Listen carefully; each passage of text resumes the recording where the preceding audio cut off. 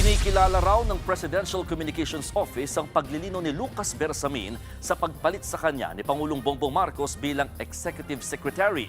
Git ni Palace Press Officer Yusek Claire Castro, inaanunsyo niya lang kung anong sinabi sa kanya ng palasyo.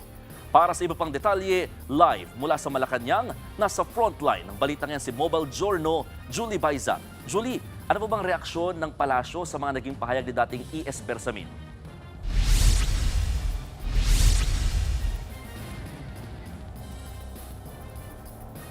Mon, pinanindigan ng Malacanang ang nauna nitong pahayag patungkol sa pagpapalit sa pwesto kay dating Executive Secretary Lucas Bersamin.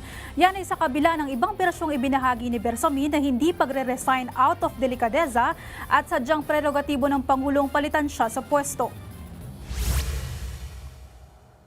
Sumagot ang palasyo sa mga tanong at pahayag na bakit tila nauuna ang pag-aanunsyo bago malaman ng mga opisyal na sibak na sila sa pwesto. Ito'y matapos ibunyag ni Bersamin na hindi siya nagbitiw sa pwesto at sumulat lang daw siya sa Pangulo na susunod siya sa kagustuhan nito matapos ipaabot sa kanya ng isang kaibigan na pinabababa na siya sa pwesto. Sabi ni Palace Press Officer Undersecretary Claire Castro, lahat naman sila ay nagsisilbi sa kagustuhan ng Pangulo. Pero kinikilala at iginagalang daw nila ang naging paglilinaw ni Bersamin. Tumanggi na rin si Castro ang banggitin kung sino ang sinasabi ni Bersamin na nagsabi sa kanya na kailangan na niyang umalis sa pwesto. Wala raw impormasyon ng palasyo tungkol dito. Ang tanging kinumpirma ni Castro ay nagkausap naman si Pangulo at si Bersamin patungkol sa issue. Pakinggan natin ang pahayag ni Undersecretary Castro. The Palace acknowledges former Executive Secretary Lucas Bersamin's the Palace announcement was issued in line with this understanding and with due regard for stability and continuity in governance. At nagkausap naman po sila ng Pangulo face-to-face at let us just leave it at that. Muli po, ang pina-announce po sa atin ay galing sa palasyo at kung ano po naramdaman ni ES Bersamin, yun din po na ginagalang po natin ang kanyang nararamdaman. At kung ano po ang sinabi lamang po ng palasyo, yun lamang po ang ating in-announce.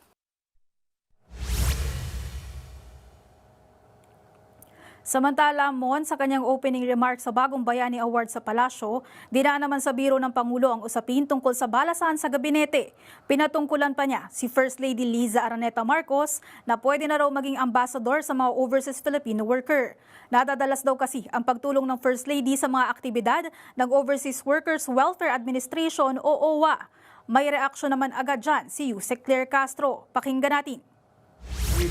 First Lady Luis Araneta Marcos, who has recently been traveling to Europe to assist with on the OWA. She has become our ambassador now for migrant workers. It's your new designation. Di ba magka-cabinet shake-up tayo sa kasama ka na dun sa... Sabi mo, pabiro. Hindi. Minsan half-meant, di ba? Minsan ang mga jokes. Tingnan na lang po natin. Kasi kung nakita niyo po na parang pabiro po yung pagkakasabi ng Pangulo, so yun muna po tayo. Face value. Sa ngayon po ay wala pa po sa ating ina-announce or isinasabing update patungkol dyan.